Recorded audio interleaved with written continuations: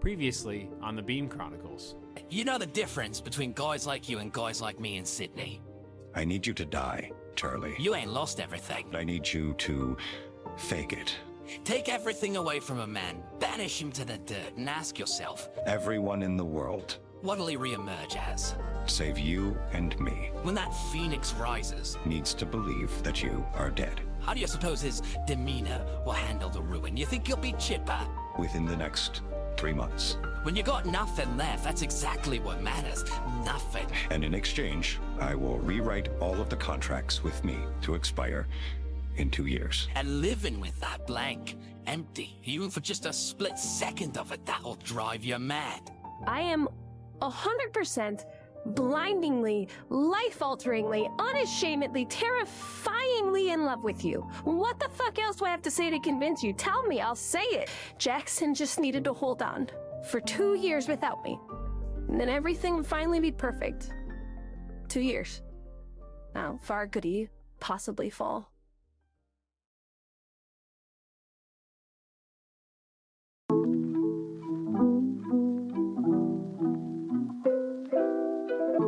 These are the Beam Chronicles, with your host, MJ Dooney. Book 2, Compromise, Chapter 28, Jaxon Teaque.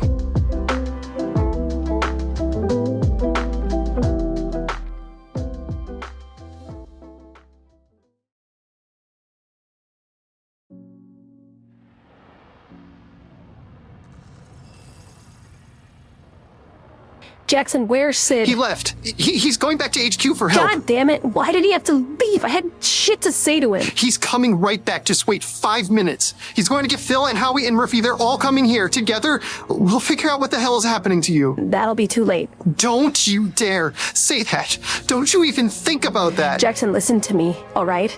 I love you. No. I'm not listening to this. I love you, Jaxon, and I didn't think that was possible. I didn't think it was possible for me to love someone the way I love you after all the rot in my soul, but it is. You made it possible, just you, only you.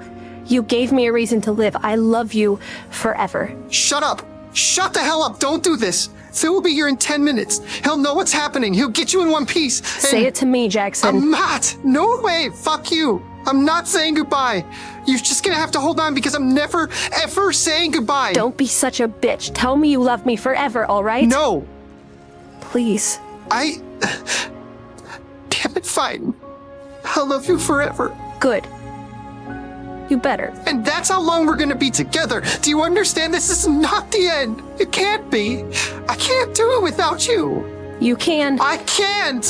You have to. No, stop talking like that. Damn it, Charlie, please just wait for Phil, wait for Howie. Someone will have an answer. Don't quit. Don't leave me all alone. No time. I'm sorry, love. Truly I am, if there were another way. But there isn't. This is just how the story goes now. Charlie, please. Please, you can't. Don't leave me behind. Take me with you. Ungroup me, kill me. Let me come too. Listen to me. This is important and we don't have long. Are you listening? Yeah. Doubt everything. Everything, JT. But never, ever doubt that I'm in love with you, all right? Never. I don't. Forever.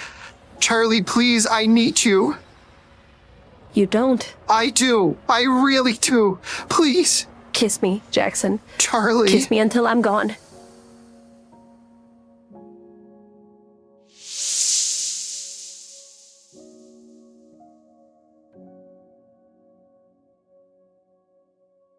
Jaxon? A voice that wasn't hers. From outside of the dream. It was Sydney. Mercifully yanking me out of the reoccurring nightmare right before the part I hated the most. The part where I kissed her for entirely too briefly before she drifted away to dust. Forever. Sid. I groaned, scrubbing my eye. Damn. What time is it? Where am I? 7:30, my friend. You requested last evening that I do not let you sleep past then. Yeah. That's right. And you are in the oubliette, specifically the brain chamber. I sat up. rubbed my eyes a bit more, and blinked while they adjusted to the dankly lit room.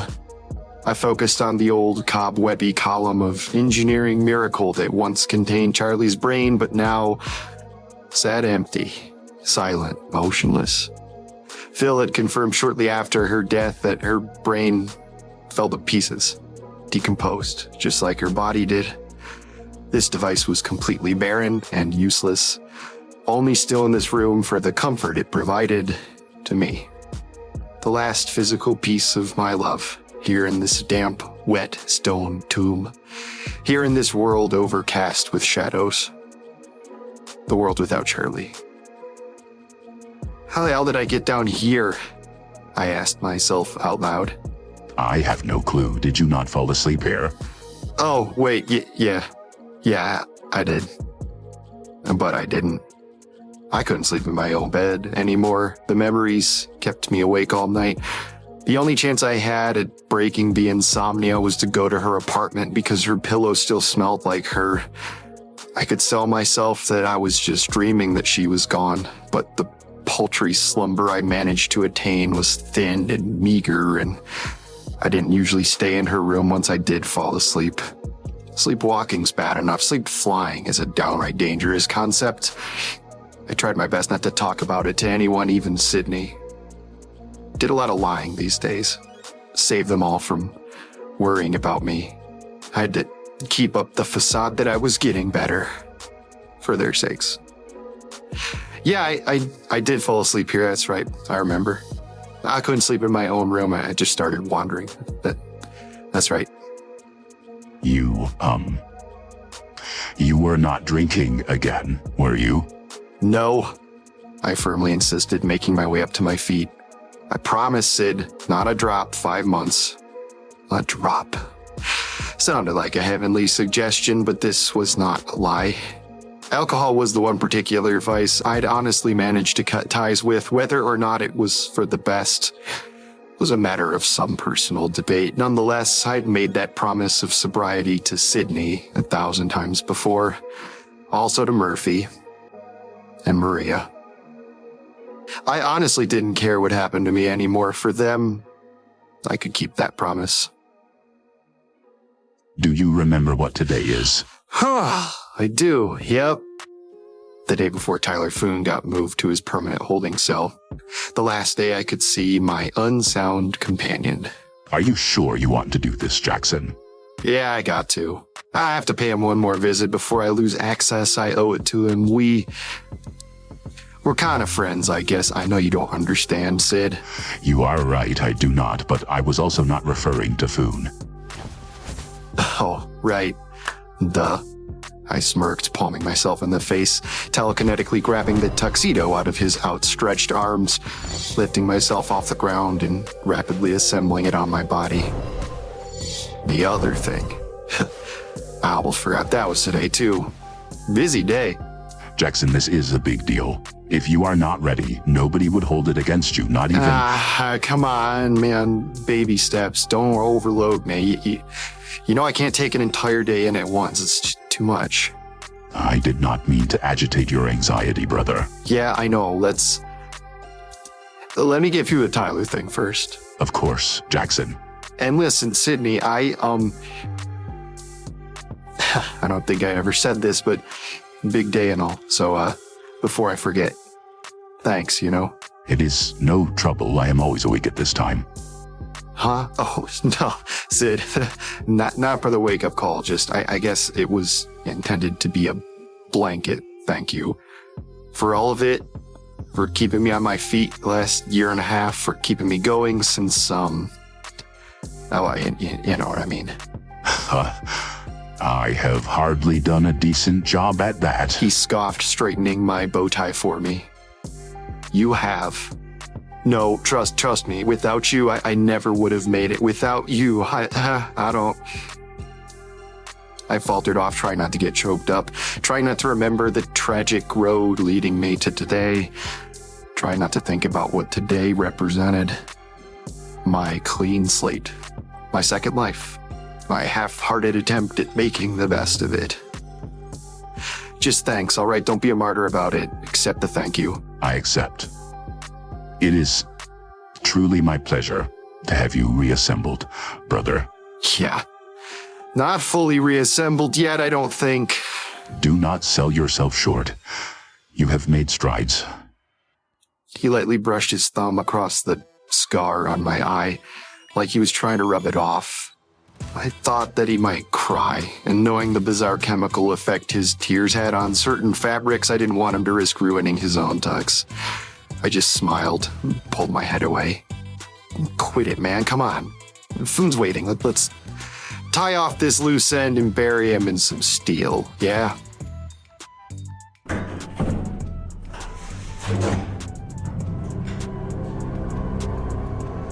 I wasn't allowed to see Tyler anymore. I hadn't seen him in 5 months, so I guess he was the other vice I successfully gave up. One of the 14,000 shrinks I'd talked to in the last 8 months, my so-called recovery period. Decided Foon was a disruptive and unbalancing force in the constant shit show of my post-Charlie life. Detrimental to my stability.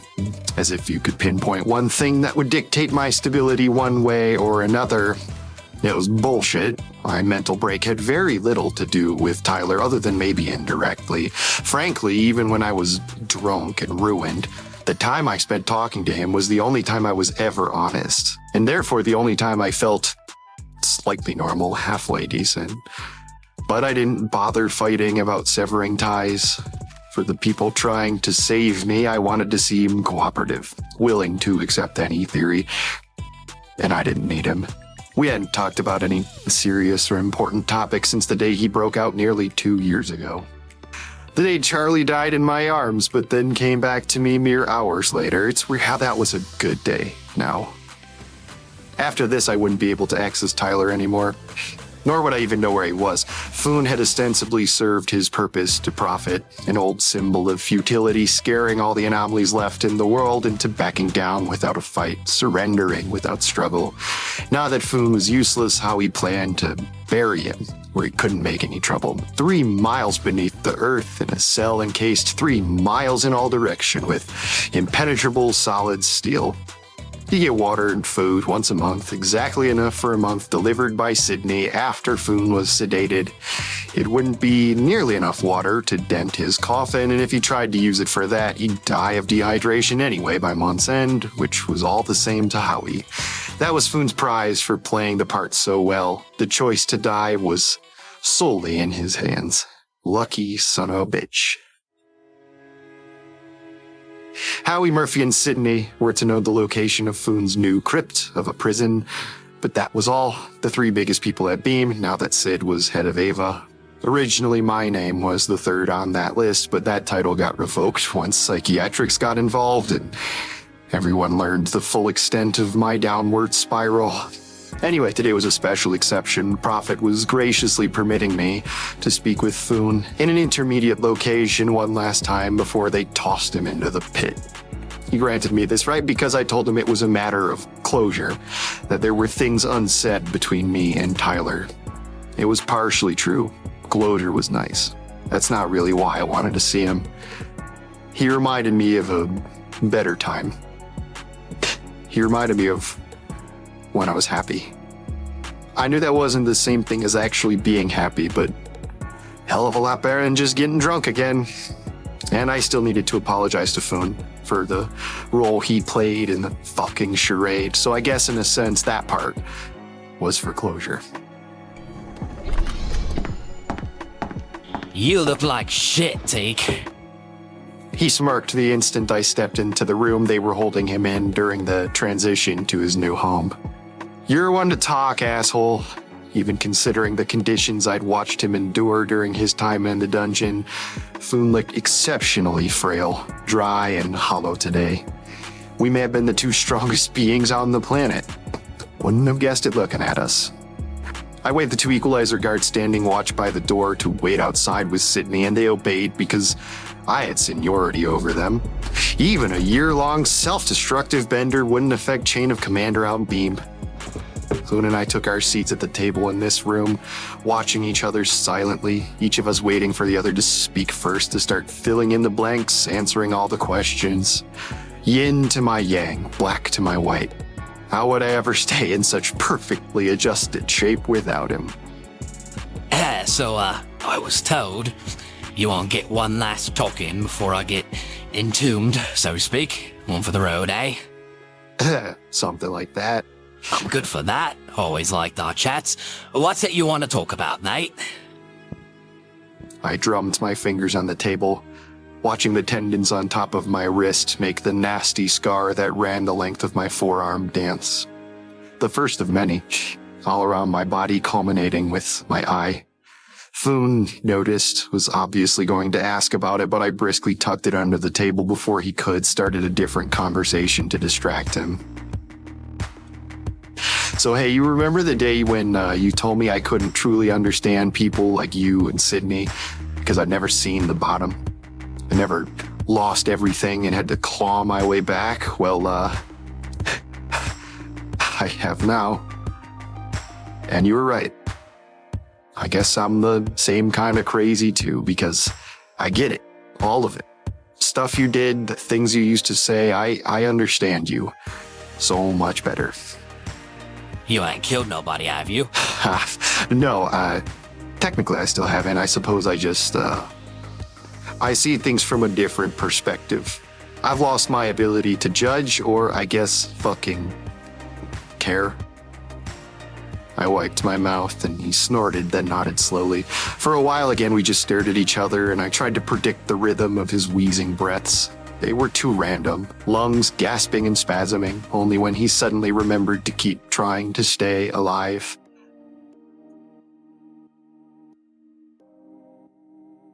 Charlie died, Ty. I said it barely above a whisper. I had an entire year's worth of talks with him after it happened, but through them all, he'd respected Rule 1. Yep. You alright? Nope. No point in lying to Foon. Just like always, my safety deposit box about to get buried where no one would ever find him. I didn't ever think you were. I can't sympathize. A little, you know. I lost my loved ones. It's pretty different. He shook his head. Now, didn't you just finish saying you don't judge no more? No, I said I don't care. I changed it, remember? I am sorry, mate. He ignored my distinction. And nobody ever told me how it happened, but the way people get tangled up round here, I'm sure I was somehow connected, whatever my part was. I'm sorry. You weren't involved. Nobody was. She just lost control one day. Drifted out of my arms. I said it dead, because any other voice inflection would push me into the darkness I was always trying to avoid. Yeah, hell, if it was just a matter of being able to group only so many times before she couldn't piece herself back together again, she definitely used more than a fair share of groups kicking my ass, didn't she? That was an actual laugh. Possibly it was only because for that moment, while I remembered her beating the hell out of him, I forgot she was gone at all. Yeah, you're right. You practically did her in yourself, you dick. I highly doubted this exceeding her allotted number of groups theory, but shit, I didn't know. It was good a guess as any why she disappeared. The truth was, I still didn't know how it happened, God forbid why. Maybe if I'd been paying more attention, I would have seen it coming. Maybe we would have been more careful. Maybe she'd still be alive today. Maybe it would be our wedding day. Instead, it was just mine. By the way, we skipped the part where I give you the weather. It's a little chilly, overcast, no rain. Should warm up a little bit by this afternoon. Hopefully sun comes out. Now, why are you hoping for sun? It's not exactly pleasant wedding weather. He scoffed, scratching the underside of his chin. I mean, maybe not. I'd say for this particular wedding, it's downright appropriate. Easy, Foon. You don't know what you're talking about. Don't make assumptions like that. You love her? Of course. He wheezed through a labored laugh, and it looked so painful. It was a testament to how badly he wanted to get the sentiment across that he bothered to do it at all. Come on now, mate. Just you and me in here. If you're gonna go lie to me, at least try to be a bit more convincing. I'm not lying, Foon. I love Caraway. Where you love Charlie? Hesitation. This was something I needed to work on for Maria's sake. I needed to be able to talk about Charlie without staggering remorse over the life I'd lost, but to Foon, I could be honest. No, I don't. I'll never love anyone the way I loved her. But when I'd finally managed to convince myself that she was gone, I guess I let the darkness take me too, Foon. Just like you did, only... it was a different kind of ugly. That didn't make it any brighter. And for me, it was Maria that pulled me back when I never thought I could make it. So for that alone, I guess I owe her a chance at being happy. Even if I'm not. Maybe that's a shitty reason to marry someone, but she loves me, and I don't know why or how through all of this she still loves me, but... She got you out of it. Your prison, your own head. Sprung you loose. I swallowed hard, then nodded. You gotta take your outs when they present themselves, mate. I'll get that. When Tyler Foon broke out of the dungeons 2 years ago to the day, I half understood everything about him, and somehow that made me feel like I was losing touch with my humanity. Now it felt like all along he had every answer I was looking for. If only I'd bothered to ignore my inner monologue and let him share his wisdom. He was tragic. He was pitiful. I wasn't ashamed to admit it anymore. Tyler Foon was a victim of circumstances, just like I was, just like Sydney was. Just like Charlie was. Forget society, morality, forget what was fair or right. I already had 19 months ago when the Eric Justice of the fucked in the ass universe ripped my world apart, and I forgave Foon for everything. Part of it was because I deeply longed for someone to someday learn all of my secrets and forgive me, but part of it was also that inability to hold a grudge anymore. My wrath was entirely possessed by one individual these days. But I'd deal with him in time. I'd handle Prophet for his substantial role. For now, I just had to find my feet again. Quit stumbling around in a drunken stupor. I had to turn the page, move on, or at least fake it as best as I could until I bought into it myself. I needed to rediscover a reason to keep fighting. But I still couldn't sleep without smelling her pillow. I still couldn't stop reliving our last seconds together night after night. I love you forever. I said, closing my eyes, dragging myself back to cold reality, so I could end this lingering segment of my life that was... I never thought I'd find myself saying this, but it's truly been an honor to know you, Foon. You once called me your friend. I think at this point in my sideways life, I can actually reciprocate that notion. Blimey. Scary thought, ain't it? You don't even know. And look, I can't come up with a scenario where you bust out of the hole they dug for you this time, but if it happens, look me up. We'll do something fun. I relish the day. Same, mate. He stood up, trembling head to foot, and reached out an uneasy hand. I grasped him by the forearm because his fingers looked too brittle to embrace, and he feebly returned the gesture. Yet another case of Howard Prophet manipulating a specific role out of a tortured soul. Were it not for him, Tyler and I may have constructed a stable peace. For now, it was this rickety, reminiscent farewell. For now. Don't count me out so easy, though. We may meet again, after all. I knew he was wrong, but God did I hope he was right.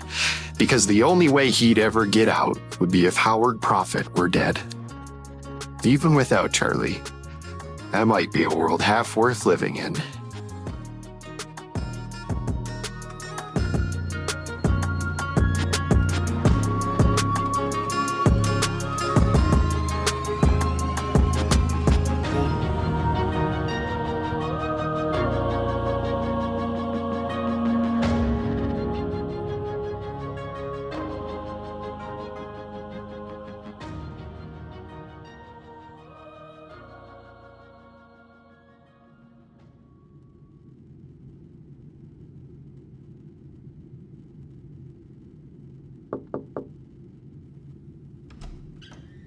Sir, touchdown in 20. Can I get you anything? Bourbon?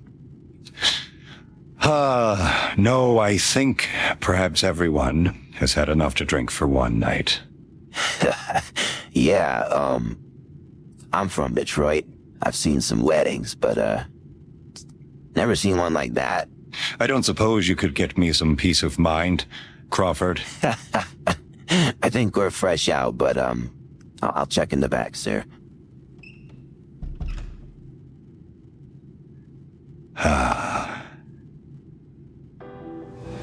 Do you think I'm the first to wear the shoes on the plane? You, where have you... I bought them. See, just now, just for this joke. Do you imagine I'm the first to figure other people have done it before? I have not seen you in months. Years. 2 years, in fact, to the day. Indeed, which begs the question, what the hell are you doing here? Raises. Sorry. It raises the question. Begging the question is something else. It's when your premises assume the truth of your conclusions. My client is innocent because he would never commit a crime. And that sort of thing. Forgive my transgression. So naturally, I'm a forgiving sort. I forgot how blunt I need to be with you. Best for both of us. Why are you here? I told you I wanted to be the first person to wear Air Force Ones on Air Force One. Do you think I am? I don't. I think you know whether you are or not. You know the game so well, Howard. I'm glad you didn't forget in the last 2 years. Do they make it? We can't both be vague, Howard. We'll never get anything accomplished. Jaxon and Charlie. Does she last without seeing him? Do they find a way to... I know that you know the ending. Spoil it for me. Do they make it? I never told you to do all of this. I am begging you to tell me. Do not be cruel. I am... Cruel? Did you ask me to resist being cruel? I am many things, Howard. The two of us together are many more, but I could never stake a claim to any angstrom of the cruelty provided by our former partnership. You own that aspect alone. And if you want to get out from beneath it, The crushing impact of your cruelty, I suggest you crawl on your belly like the snake you proved yourself to be. I was only trying to... Save the world, I know. I believe that's what you were trying to do, Howard, and I also believe... It did hurt you to do it. I might be the only person who does believe either of those things, including yourself. We'll see how it all goes in 4 months. Why 4 months? Nothing I could say would prepare you. For what? Cataclysm. Do I make it? Now that's more your speed. Tell me, Howard, you know me well enough to know. I don't even know your name. Would I permit you to die not having atoned for all you've done? You told me to do most of the... You said it yourself. You haven't seen me in 2 years. This song and dance is entirely your production now. You've sown your own seeds, old friend. Prepare to reap. You're no friend of mine. There was a time. That sentiment hurt my feelings. Now I'd wager it's a company no fool would rush to join. Regardless, I'm sure you're proud of what you've built on your own. Enjoy what's left of that pride, Mr. President. Because summer is about to end. You're in for quite the fall. Sir, are you all right? Are you alone? I heard voices. Mr. President? I'm fine, Crawford. I think I'm just, in more ways than one. I think I need to be alone.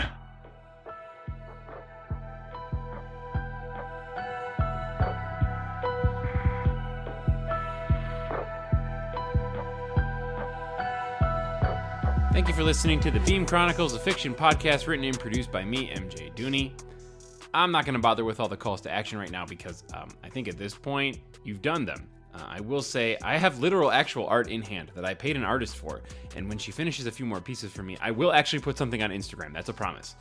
But anyway, I say thank you for listening to the Beam Chronicles so often when I record these little outros, I can say it in my sleep. I actually make a game out of saying the all music and sound effects were sourced from the Epidemic Sound Library. Special thanks to Sergio Duarte for creating the cover art for the show part as fast as I can.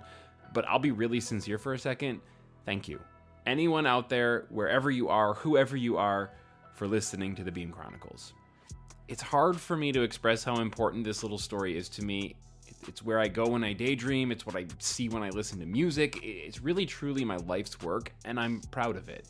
I feel really good about saying that now. I didn't always feel good about saying that. I'm proud of what I've done to make it a thing that people can discover and enjoy on their own too. And the fact that now there are strangers in the world who know the first 2 books of it is just incredible to me.